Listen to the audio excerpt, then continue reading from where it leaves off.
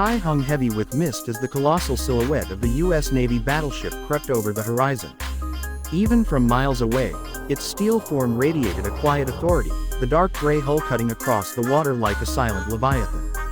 Onlookers gathered along the harbor's edge, eyes wide and phones raised, drawn to the rare sight of this maritime giant returning to port.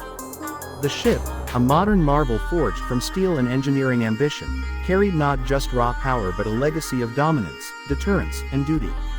Its slow advance into the harbor was deliberate, precise. Tugboats, dwarfed beside its enormity, buzzed around like bees, guiding her in with synchronized grace. Each movement seemed choreographed. Giant cleats lined up perfectly, lines were tossed with expert precision, and the ship began to pivot, the harbor waters churning under its immense weight.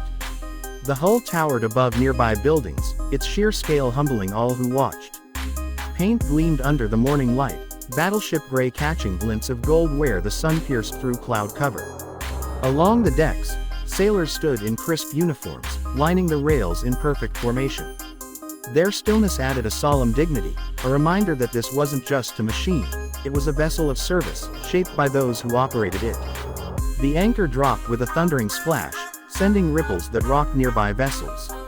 It was a sound few get to hear up close, metal chains groaning, the weight of history meeting the sea once more.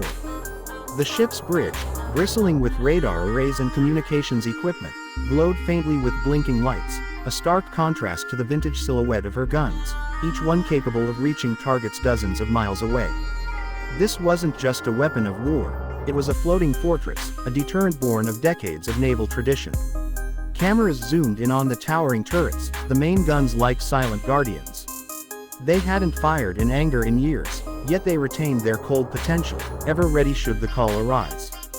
Close to the stern, an American flag fluttered briskly in the wind, a visual punctuation of the ship's identity and mission. As the final lines were secured, movement stirred aboard.